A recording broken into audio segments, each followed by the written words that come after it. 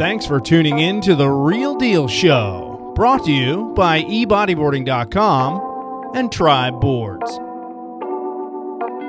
Well, howdy everyone, Jay back at you with The Real Deal Show, and I have yet another very special guest. All my guests are special, but this one in particular is very close to my heart because she is the mother of my beautiful wife, who you know, Vicki Reale, formerly Vicki Gleeson. I have with me here today Carol Gleeson. How's it going, Carol?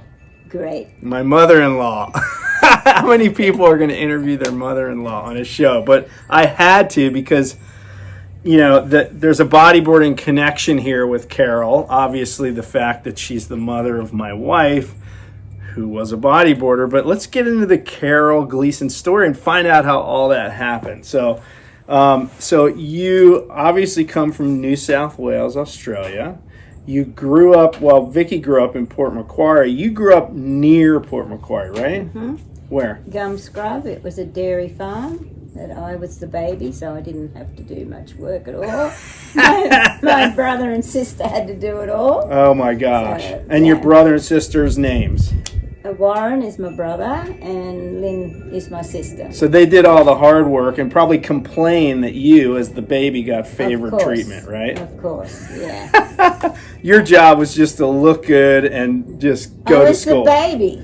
You were the baby of the family. Do any work. Well, what's the age difference between you and your brother and 13 sister? months, my sister. Oh my gosh, your poor mom. And 24 months between me and my brother. Wow. So mom didn't take very long of a break. And as we record this in June of 2022, your mom, who's Vicki's great-grandmother, still rocking away at 96 years old. Her grandmother, not great-grandmother. Well, yes, so you're right. Vicki's grandmother, sorry. Yeah. My kid's great-grandmother.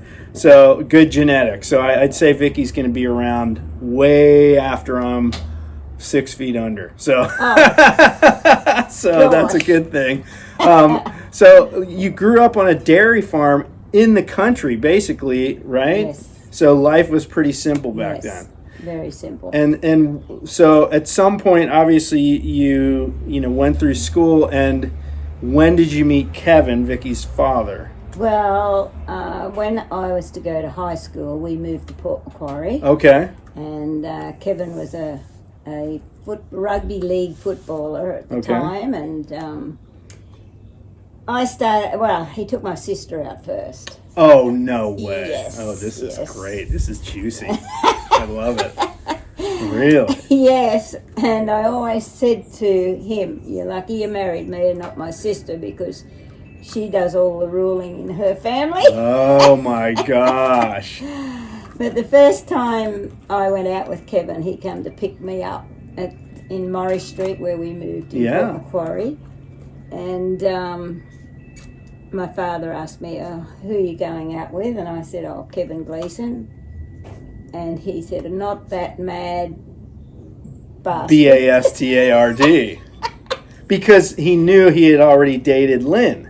Well, that was very short-lived. Okay. It was only a couple of times that he took her to the movies, I think. Oh, wow. Yeah. Classic. So, yes, and Kevin was, as I said, a rugby league player. Yeah. And we'd go and watch, and he always, if he could get a penalty, he'd make out he was hurt. So he always, that's why my father thought he was mad. Wow, that's funny. So was he trying to show off for you pretty much when you guys would go watch him? Yeah. Yes. But he went through your sister to get to you, I'd say. Yes. Aha! Yes. Insidious. Kevin, rest in peace, Kevin. Thickens. Yes, it does indeed. Now, were you into sport? Because you're an athletic person. Were you into sport as a kid? What sport? Yes, hockey. Hockey, field hockey. Okay, yeah. And that was your main thing? And basketball and squash and whatever went around. Okay. Yeah. So you and Kevin, you started dating. How long did you date before you got married? Probably 2 years. Okay. Yeah. And then what were you doing at that point once you got out of high school? What were you doing? I went and worked at a menswear store and a shoe store, which I worked for 9 years. Okay. And Kevin, he worked on the railway in the office. Yep. So, but his first job was a what do you call it? Train where he had Like- to shut the gates and open the gates. Oh, got it. Okay. Yeah, Worked on the so- railway. So you guys got married, it sounds like pretty young. Yeah, I know. I was 21. Well, that's young to Yeah, get married not- nowadays. It is. Well, Back then, yes, not so but much, right? No, because my sister got married at 18. Oh, wow. And, Sounds like a Mormons. lot of them did. Yeah. A lot of them got young. So I was old. Got when I it. got Wow. married, so, That's classic. yeah. What different so times. I was 21 and Kevin was 23. So you guys got married and you were living in Port Macquarie, and then at some point, how long after you got married did Peter come along? Vicky's we were brother married in Pete. 69 and Peter was born in 71. Okay, Yeah. so you waited a couple years, got yourself situated. Yes. So let's bring this around to the bodyboarding connection. Did you have any experience in the ocean? Were you comfortable at the beach? Well, yes. I always went to the surf club and they had those canvas boards, Okay. boogie boards that they rode. So I used to love riding them. But then the Port Macquarie surf bodyboard club started and Vicki joined that and Peter joined that and they got into it that way. And did you ever get out there on a boogie No, at all? No? But I rode them. But Okay. I wasn't in any competition. Just weren't hardcore into it. You just No, would go to the beach loved and, it. and jump Yeah, on it. Well, yeah. you take the kids to the beach when they were little, I Yes. suppose. And Yeah. and Kevin was into goat boating. Is that right? Yes. That's a surf ski. It's you sit down, you have paddles and paddle the thing. Was he good at it? Yes, he was. Was And he? he'd take the dog out with him. No too. way. Yes. Saddles? Yes. Your dog? Oh He'd my sit on gosh, the this front. is great. Yeah. So, but you guys, I guess you wouldn't consider yourselves hardcore wave riders. You just kind No. of were like average parents who lived at the coast. Social service. Yeah, you'd go down Yeah. to the beach, maybe Yeah. with other families, and Yeah. jump in the water Yeah. when the time called for it. So the kids, at least two of your kids, Peter and Vicki, really got into bodyboarding. Yes. Were you guys supportive of that, or did you think, no, we really wish they Oh, no. spent more time doing other sports? No, it was totally fine. It was a Yeah, it good was sport. Good for Yeah, them. And yeah. they were doing other sports as well, Yes. right? And still do. I mean, Yes. I know Peter and your Both other son, Vicki. Wayne, Yeah. are still playing footy. No, touch footy, Yep. which is different, but Okay. they all played hockey and Yep. Wayne at one stage tried the rugby league, but he was too skinny and so Just got knocked around. He did. He first time he played, he broke his collarbone. Oh He my got- God. He got tackled. Wow. But eventually he went on to become really good At touch. at touch footy and became Yes. like on the national team, Yes. right? Yes. Which is crazy because Peter's wife also went on to play for the Yeah. national. I mean, there's a Yeah. sporting history in this family, Yeah. whether it be by marriage or, you know, her sons and Vicki, that just goes back a long way from their era. So you can see where it kind of comes from. And But should I tell the story about Vicki? yeah, let's hear it. Let's hear it. What was the situation? Was this at Flynn's Beach in It's Port? Flynn's Beach, What was yeah. going on? It was a contest? Well, it was a contest. Well, yes, it was a contest, but I thought she was going out to catch a few waves, but Yeah. she was out the back, and I think she only went out to see who the boys were out there surfing. Ah. And when she came in, I said to her, "Look, Vicki, stop teabagging out the back. Yes, and catch a few waves, for goodness sake." And to this day, she It's still stuck says to that it. to Vicki. So, okay, so now let's move on to the Vicki connection. So, Vicki was super into bodyboarding in her teen years. She was in Port Macquarie Bodyboard Club from, I don't know what age, maybe 13, 14 years old. Yeah. I And see. she was traveling up and down the coast with the club to do competitions. Did you ever go to chaperone any of those trips? Not really, no. No, but you would come to the comps If in they're Port town. Macquarie, yes. Right. Yes. And was she dominating these contests at that time? Not at first. Okay. But then when she really got her mind set to it, she got very good at it. Yeah. She started doing well. And when I met her, she was, I think, 16. It was at the bodyboard club thing. She was dating world champion Michael Eppelston. How did you feel about that relationship? I wasn't too sure about that one. Oh my God! Let's hear it. Let's dish, please boy. dish. He was a wild boy. I love it. Yeah. Eppo, I hope you watch this and you hear that you were considered a wild boy by the Gleeson family. But he was a nice guy. Oh, heck yes. But just, yes. you know, a little wild. He eventually became world champ. So when I met Vicki, she was, as I said, she was 16. Eppo and Peter were on a trip in Bali. And, you know, I met all the people in the club. We exchanged addresses. This is long before email and cell phones and all that. So I think the intent was, we'll write letters to, you know, back and forth to the people in the club and them to us. And eventually, Vicki called me back in California a month or two later after I returned. So, and she sent me a letter. And I thought, what's happening here? Hold on, I have to look and see who this person was that I met at this. Oh, this is Vicki. And wasn't she dating Eppo? So something went awry there, right? And she started reaching out to me. Did you know any of this was going on? No, I didn't. In fact... Not until she left home and I found the letters that was in her bedroom. Oh, no. Burn those, please. Oh, my gosh. So now she... at that point, you were, I mean, I won't say you were super strict, but when we were there, I was there with Pat Caldwell and Keith Sasaki. Yes. We were going to, after the Bodyboard Club barbecue, the next day we were going to go have a surf down at Flynn's Beach, but it was a school day. And she wanted to go. What happened there? She wanted to come down and surf with us. Do you remember this? No, I don't remember that. Did she No, she didn't. You told her she couldn't wag school to come surf with us. But you showed up. You came down. So I was like, oh, great. Okay, I was probably checking you out. You were a bodyboard fan, right? Why not?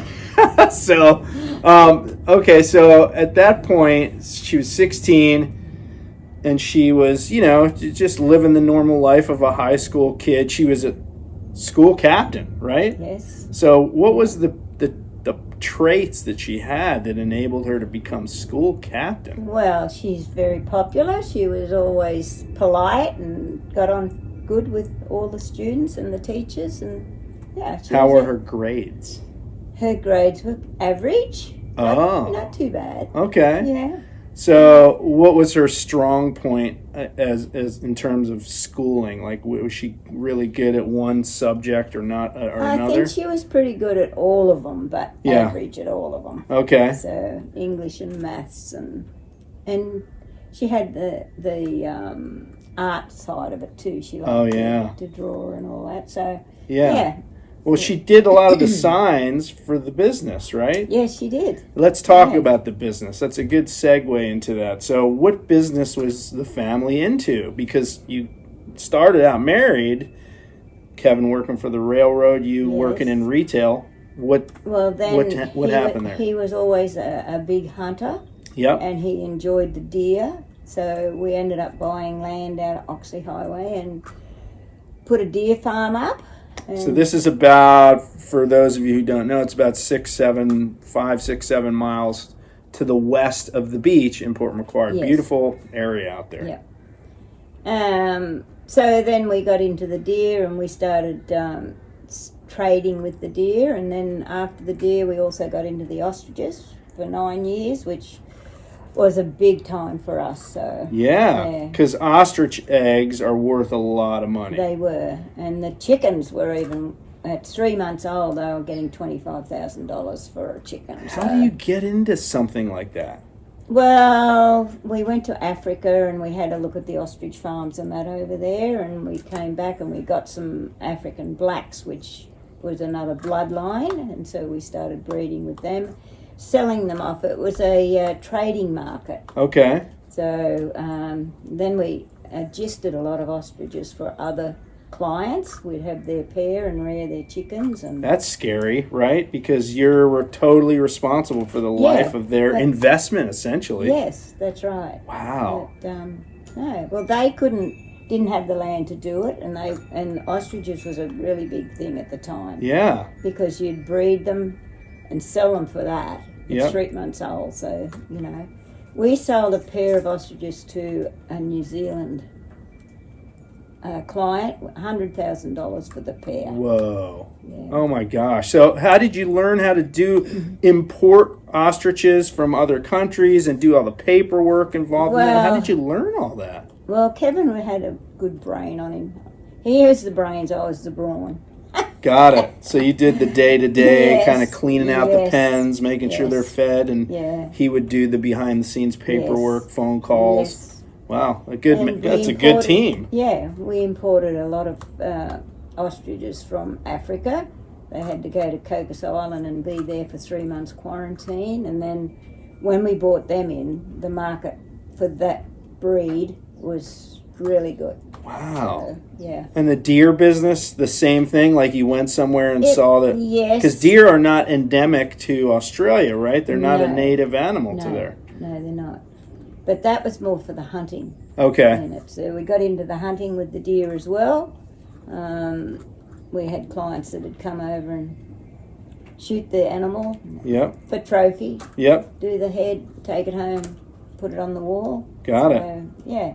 It was a good life. Yeah, I mean, you were good for the kids. Country living. The kids got to see that circle of life, be outside, hard work, and learn the value of the hard work and running a business. A lot of life lessons in there. Yes. And they got to eat a lot of wild foods, which I experienced. Now, look, I grew up as a suburban kid growing up on the East Coast of the United States. I had never eaten anything exotic. The first time I stayed with the Gleesons, I was fed venison sausages, I think. Yeah. I had never had venison, and quite honestly, it scared the daylights out of me to eat it because I eat like an 8-year-old. I have the palate of an 8-year-old. But because I wanted to be polite, I ate the venison sausage.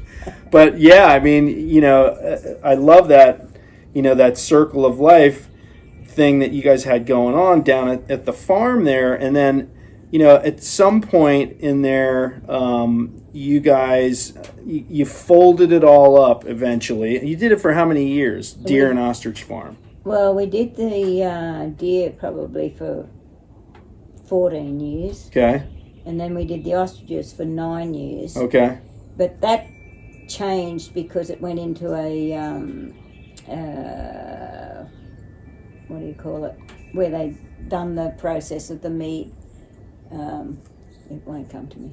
But that's when the value of the ostriches went down because it was, it's gone into a market where they were killing them and eating them. Yeah. And we couldn't compete with Africa. Oh, got it. Prices were lower there. Yes. So then the ostrich industry just bottomed out. Wow. So then we just got out of it. You got out of it. Yeah. So what did you do with all the deer? It was a breeder's market, and then it went to a, what is it? Where you eat everything. Like just that, like they would send them to market to eat. Yeah. Yeah. But consumption. Anyway. I don't know what you call that. I'm not in that world, but yeah, I see what you mean. Yeah. So we got out of that, and then we decided. Well, Kevin decided he'd like to go to the Northern Territory and we'd start a hunting ranch. Yeah, because that was really the passion, right? Yes. Was the hunting, and you guys would take trips. You'd go to Texas and Canada and various places to go on hunts. So that was his world. In fact, the first time I came to stay with you, up in the lounge room, many animal heads on the wall, but there was one open space. I was sure it was there for me if I wronged your daughter somehow. We're still married 23 and a half years later, so that space hasn't been filled. But so that was it. You're going to wrap it up in Port Macquarie. Now, by that time, Vicki and I were married, and we were traveling as pro bodyboarders. Actually, that was sort of towards the end of that. But you guys packed it up. What did you do with all the deer? Is there a funny story here? No, there's not. Okay. There's not. We took them up to the territory with us. Okay, but I still see deer signs in Port Macquarie. Watch out for deer. There was 4 deer farms around our same area, so they weren't our deer. Okay, good. Of course not. Of course not. But yes, there's still many deer in Port Macquarie. Yeah. Okay. Yeah. So, so you guys packed it up. You bought this property up in Northern Territory and basically just checked out of New South Wales and moved to the outback. It was called Mary River Station. Yeah. How big was that property? 364,000 acres. So you hear that? That's the size of a city, really, and they lived on it. Their driveway, folks, and I know this because I ran up and down that driveway, was about 10 miles long to the highway, which is, about 18K? How long was your driveway? Do you remember? It was 50, Maybe I'm wrong. about 54 kilometres.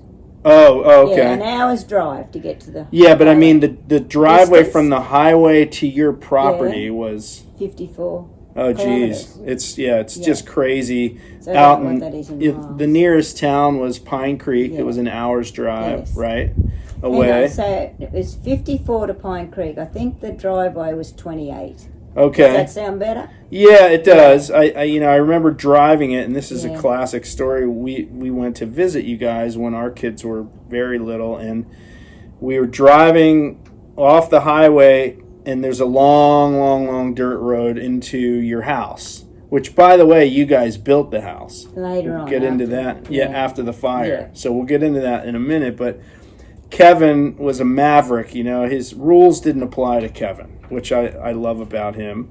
He's all about hey man, everybody take care of yourself. You're responsible for your own, success or failure. Don't rely on somebody else to prop you up, which I love. So, we were driving in the property and we pull over and Kevin's, he has a cigarette in his mouth. He just tosses it into the brush and just starts a giant bushfire.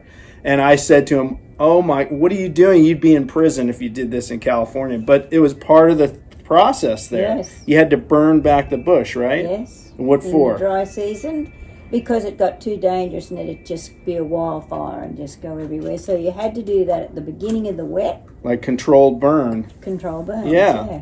And then sometimes that road would flood out. Yes. And you wouldn't be able to get into the property. How would you get in? Well, if we were out, we'd get a helicopter back in.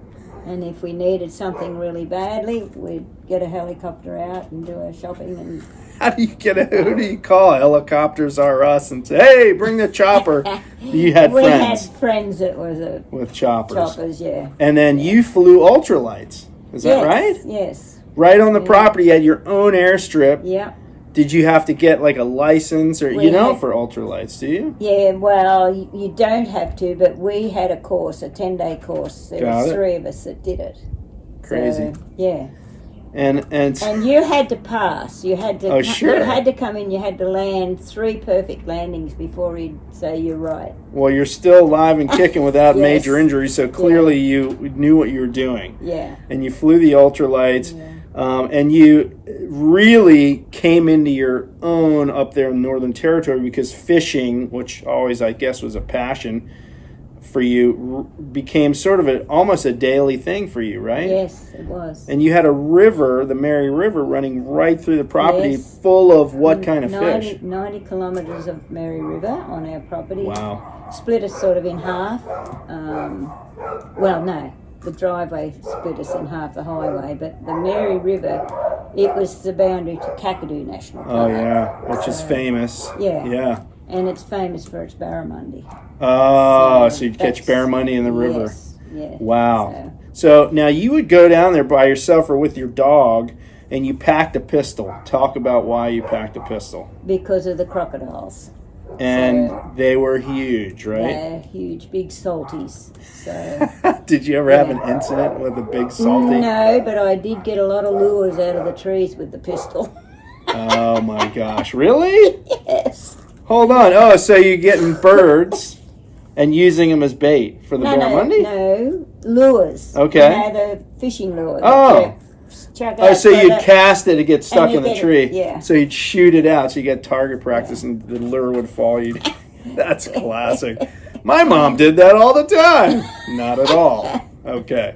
So that's awesome. And then you actually were so into the fishing, somehow some TV show found out about it. Yes. What was that about? Fishing Australia. Yep. Bring Kevin up and asked him, well, I was pretty famous with the fishing, and so they'd heard about me, and they asked Kevin if they could come and do a story on me, and he said yes, which I didn't know about. Oh, were you just hating life? You didn't want to do it? Well, I didn't know about it until it was too late, but anyway. They're coming in 2 hours. Turned out really good. Yeah, and it's probably on YouTube, Fishing Australia. It is. You said it's episode number what? 11, I think it is. Number 11. So look that up. You can see Carol fishing for barramundi in the creek with her dog and her pistol, and this dude following her around. It's super cool. So you guys are up in the Northern Territory. You had this hunting ranch. You'd bring in clients from all over the world, right? Yes. What was the country that supplied the most clients, you think? Probably Russia. Yeah. They were very big in it, and they'd just come out. He was the boss man, and he'd bring his entourage with him. And like oligarchs would show up down there. The rich guys in Russia would show up with a crew, because you can't hunt in a tropical location in Russia. No. And that was a pretty exotic trip for them. Yes, it was. And it was good for us because they wanted to shoot everything. Oh, yeah, so sure. And left a lot of money behind. So yeah, for sure. And what kind of animals did you have there? Buffalo. Yep. Buffalo was the main one. And Bangtan cattle, that was the big one. That's an Indonesian breed of cattle. Yes. Yep. And you can only hunt them in Australia. Oh, wow. Nowhere else in the world. Wow. So that was top on the top of the list for most hunters. For it, so yeah, and deer. We had our deer up there, and they'd go pig hunting, and wow. I remember when we were there, Kevin went out by the runway and caught. There was a mother pig and some piglets that had a den or something, and he grabbed one of the piglets just so we could see it and pat it, and it was so cute. We have pictures of it somewhere. And then he brought it back and put it with the mom. It was, it was wild kingdom up there. There were snakes would sometimes show up in your house, right? Yeah. And you had olives. Yeah, what kind of snakes? All kinds? Olive pythons mainly. God. Yeah. And they were huge, really big ones. So and every time I'd get turkey chickens out, they'd turn up. The snakes would come. They would come to eat the chickens. So what would you do? Wake Kevin up and say, "There's a snake in the chicken pen." And what would he do? He'd get out of bed, he'd catch it, we'd put it in a garbage bin, and then we'd release it miles and miles away. He would catch it with his bare hand, because I saw him do this many times, terrified me.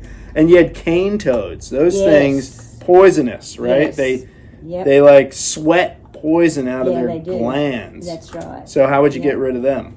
With the pistol. With the pistol. Hey, man, it's subsistence living out there. It's the wild north, I guess, in this case.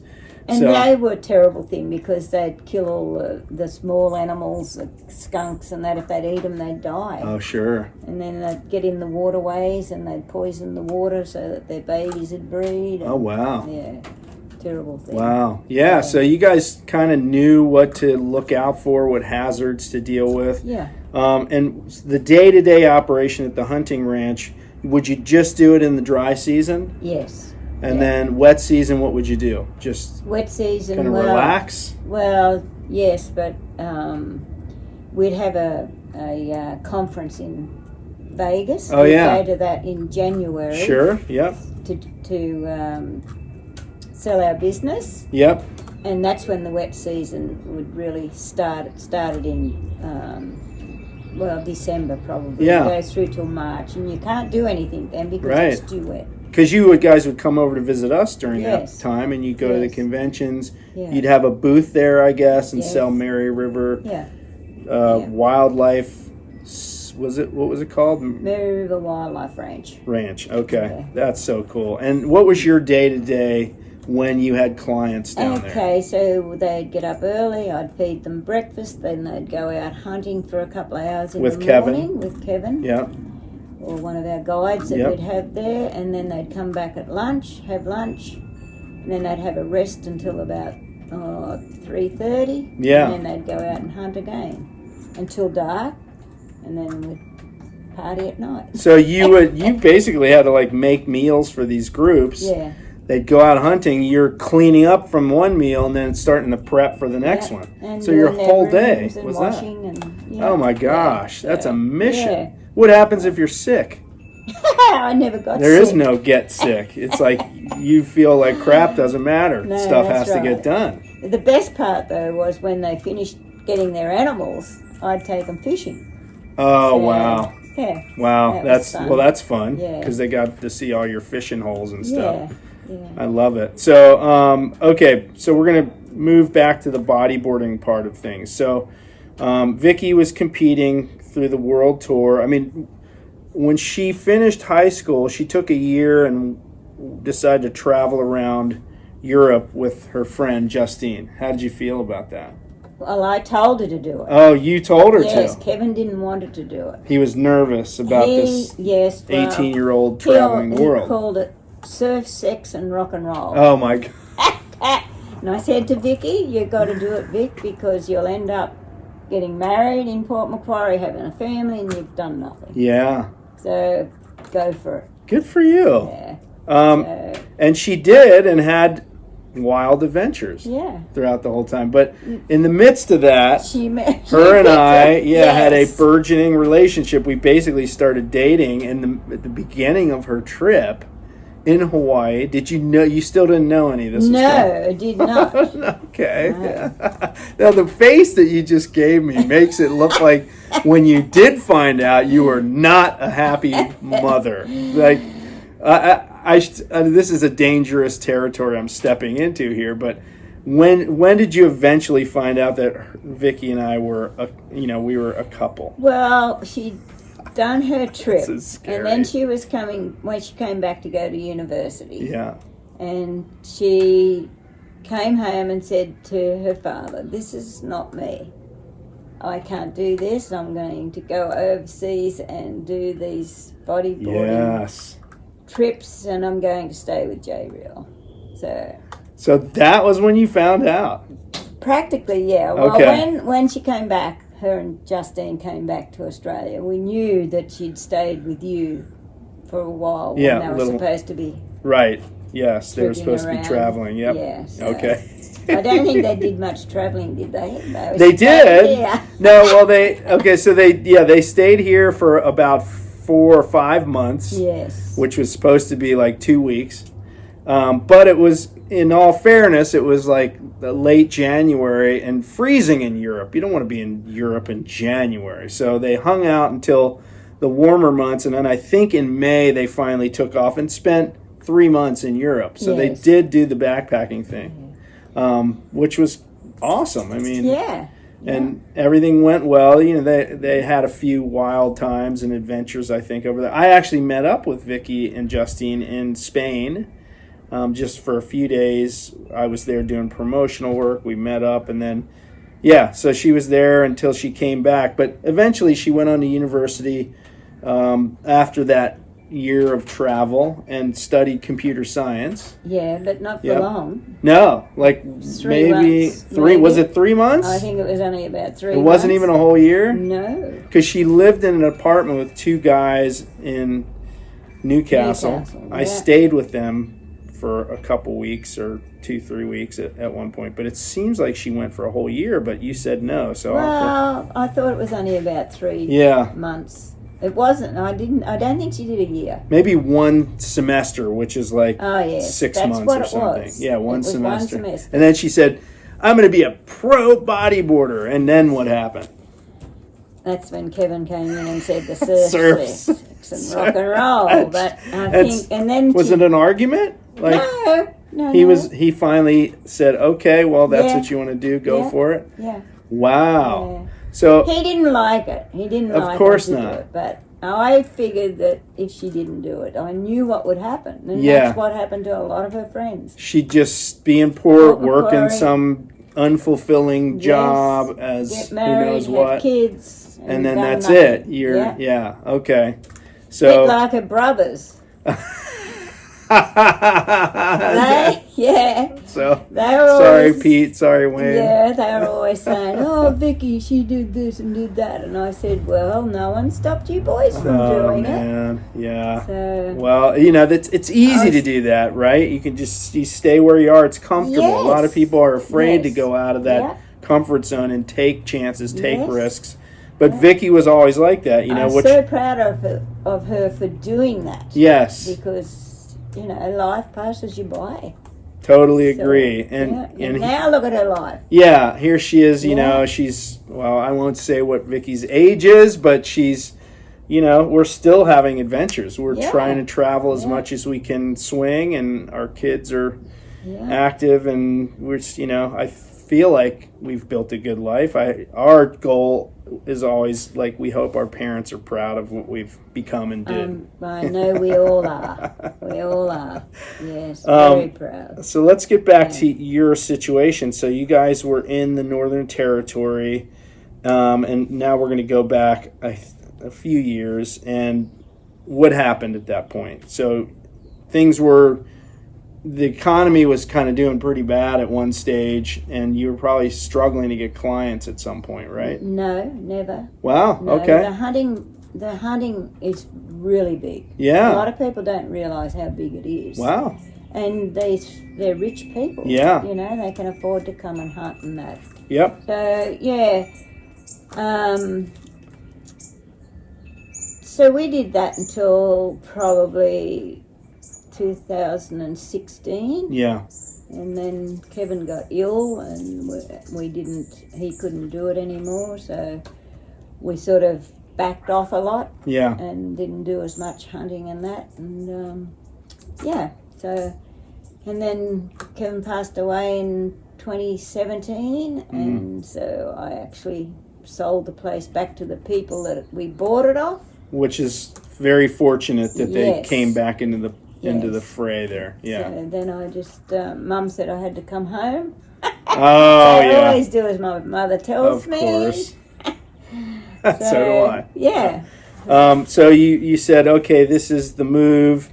Moving back to Port Macquarie. You didn't really want to do it though, no, right? You wanted to stay in the outback. You love that life. I couldn't do it on my own. So, right. Yeah. So you moved back to Port Macquarie. Obviously, now Wayne and Peter and their wives and kids are there. Your mother's there. Your brother and sister, and your mom, all still in that area, right? Yes. Yeah. So you've reconnected with your family. Yes. And I don't let me put words in your mouth, but I feel like that's probably given you some comfort or some. It's nice to be there near them, right? Well, yes, it is, but I still miss the territory. I bet you do. Yeah, I really do. Do you do stuff in port to sort of, make yourself feel like you still have that connection to nature? Oh, yeah. Yeah. Yeah. Wayne's very good. He's like his father. He loves fishing and hunting, and he often takes me up on the fishing trips with him. Yep. And, and now I'm into the golf. Yeah. To pass my time, and you always golf. Did a few trips with my girlfriends until COVID. Yeah. And then that put a stop to everything. Sure. So, yeah. Was it crazy times during COVID in Australia? Yes, very. Just the government was jumping into your business and saying, we're fining you if you go more than 5 kilometers from your house, that kind of thing? Were they tracking you on your phones and stuff? Well, I don't know how they do that. Okay. So they didn't make you download an app or something to prove that you weren't? No, okay. but most of the time they know where you are anyway. Yeah. Yeah. I know.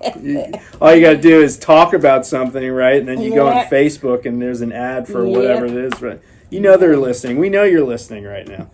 So yeah, I mean, you're pretty involved in the grandkids' lives too, right? You should go to their sporting events and stuff. Yeah. And just follow them. And that next generation is a bunch of athletes again, right? Yeah. It's just carrying on. Yes. So it looks like no more grandkids coming, but you have 7? 7 grandkids, and we better not have any I know. Who else? Not me.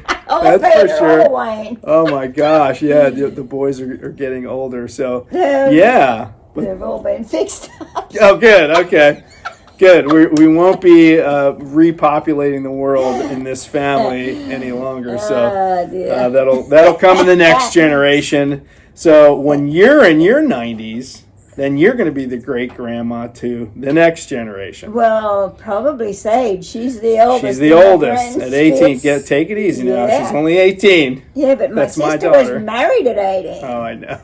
Can't imagine it. Oh my gosh, I love it. Wow. So yes.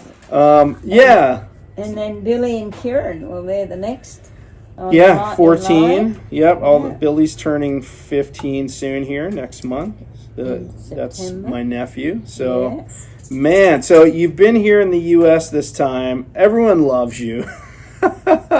You've got the wild hair. Let's talk about the hair. What's with the color? I love the colors in the hair because that's festive and fun. What made you decide to color your hair like that? Makes me feel younger. Well, it's all about how you feel. I totally agree with that. It's the number is nothing. It's how you feel. And you are super active still. You mentioned you still golf. Yes. When you're here, geez, you've been going on these insanely long walks. Yeah, I love to walk. Yeah, we went to the East Coast. You walked like the length of the Ocean City, Maryland boardwalk to and from the end of the town. You've been on hikes like almost every day with Vicki. Yeah. So good. What's the secret to staying healthy for you? Is it just being active? Exactly. How many days a week do you golf? 4 days a week. Oh wow. And two 18 holes and 2 9 holes. And you have a regular group that you golf with? Yeah. A bunch of people. Okay. And do you do tournaments with them? Yes, we go away on golf trips and that too. And we do bus trips and But you still have a competitive streak in you. Oh yeah. So when you play golf on a daily basis, are you trying hard to beat your fellow golf partners? Yeah. It's in the family. Do you beat them a lot? Yes. Okay. Now, I've seen I particularly like playing with the men, so I can beat them. And just crush their egos. I love it. The other thing is, like, over here, in terms of the competitive thing, I've seen the pictures on Facebook. I should say, back in Australia, you go fishing.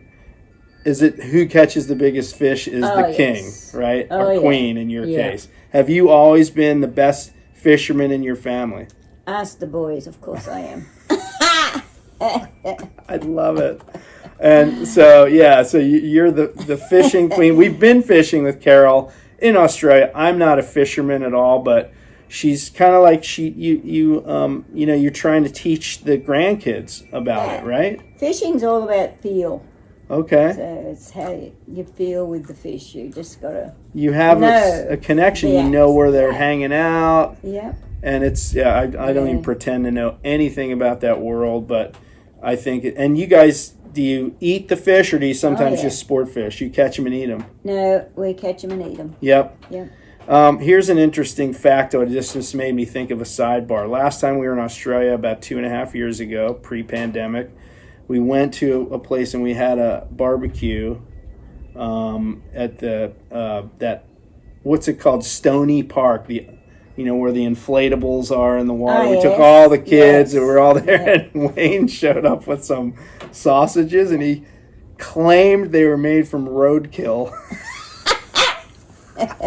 No, like a deer that they found on the road and then it was dead. It got hit by a car, so they took it and made it into sausage. Especially get it when it's fresh. Oh my God, this is awesome, man. I love it. It's like Australian redneck. Waste not, want not. Of course not. So if the zombie apocalypse comes, this is who I want to be near when that happens, because everyone else is going to die and we're going to survive because of the Gleeson family and their traditions, which is fantastic. Oh my gosh. What else? Did we miss anything, Carol? We covered all the main broad topics. Yeah, I think we have. Okay, so what's your plans moving forward? Like, are you going to be traveling because now Australia's open as of this past February, which is why you're here visiting. Got a trip in September to Tasmania. Oh, fun. With a bus crew with my brother and some of his wife's Reales. Okay. Other than that, my sister-in-law and I just take off for weekends and go watch football games. And So wait. Oh, here's What did Vicki. I miss? Vicki, She said we'll about start me. over. Oh, you can't. You won't ever watch this, Vicki, so you'll never know. But yeah, we covered everything, and even some uncomfortable topics there, Ah, jeez. where I was in the hot seat a little bit here. But yeah, so retired life is suiting you. You're taking advantage of it, yes. which is good because you don't have to be anywhere at a given time. You can just go Nope. here, there, or wherever Nope. you like, anytime you want. Right? Yes. Okay. Yeah. Anything you want to say about your mom? My mom rocks. I owe everything to her and my dad. So Yeah. awesome parents. Well, I think on that note, we'll wrap it up. Carol, thanks. We're so glad that you got to come over and be here for our daughter's graduation, Yes. your first grandchild. You were here when she was born. Yes. You're here when our son was born and helped Vicki, and you're here when she graduates. And hopefully I'll be here when she gets married. That's right. Yeah. Yeah, so all the milestones are covered, and we look forward to getting back to Australia to hang out Yes. with all the rest of our family down there. So thanks, folks, for watching The Real Deal Show. I'm slouching here. How horrible. But it's been awesome and an honor to interview my mother-in-law, Carol Gleeson. And folks, thank you for watching. We hope you enjoyed the podcast if you listened to the audio podcast. And we hope you enjoyed this. If you're watching on YouTube, please give it the thumbs up. Subscribe to our YouTube channel. Check out all our videos and all the other Real Deal shows. And as always, folks, we'll see you in the surf. surf.